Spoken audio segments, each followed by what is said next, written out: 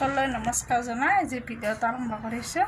আজি মই বগৰীৰ আচাৰ বনাম বুলি ভাবিছোঁ। মিঠা আচাৰ লগতে আমাৰ বাৰীখনত কি লাগিছে অকণমান দেখাম বুলি ভাবিছোঁ। আপোনালোকে ভিডিঅ'টো শেষলৈকে চাই থাকিব। সকলোকে নমস্কাৰ জনাই আজি ভিডিঅ'টো আৰম্ভ কৰিছোঁ। আশা কৰোঁ সকলোৰে ভাল।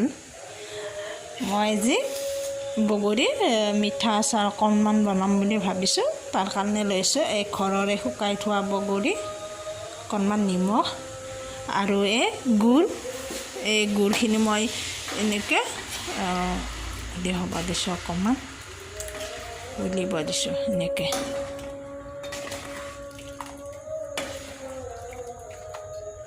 এইখিনি গুড়খিনি ধুনীয়াকৈ গলি গৈছে, ধুনীয়াকৈ। ইয়াতে মই এতিয়া বগৰীখিনি দি দিম।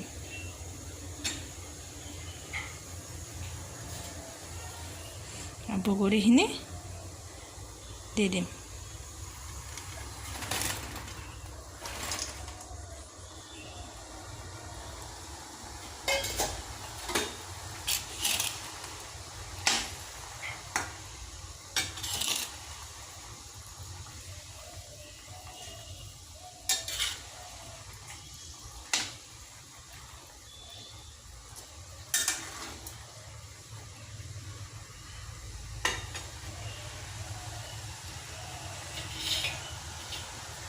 এতিয়া মই এইখিনি নিমখ দি দিম।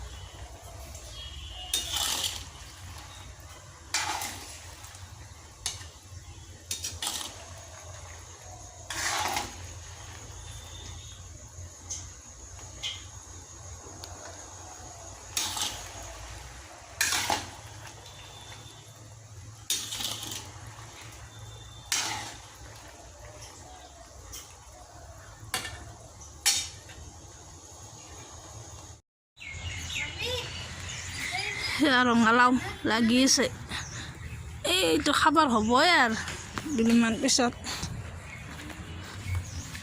সৰু হৈ আছে আৰু এইখন হৈছে স্কচ জাল উঠি গৈ আছে, কিন্তু হ'লে হেৰি হোৱা নাই। এই তিতা কেৰেলাহে লাগিব ধৰিছে, এই তিতা কেৰেলা, এইয়া তিতা কেৰেলা লাগিছে।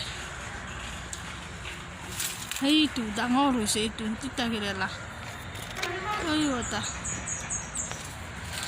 তিতা কেৰেলা আৰু স্কচৰ গছডাল একেলগে হৈছে মানে।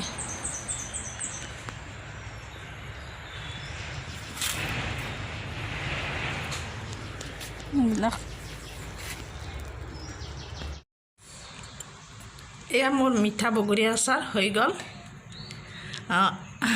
আপোনালোকে মিঠা বগৰী আচাৰ ৰুটিৰ লগত খাব পাৰে, ভাতৰ লগত খাব পাৰে আৰু এনেও খাব পাৰে। আগলৈকেও মোৰ ভিডিঅ'বোৰ আপোনালোকে চাই থাকিব।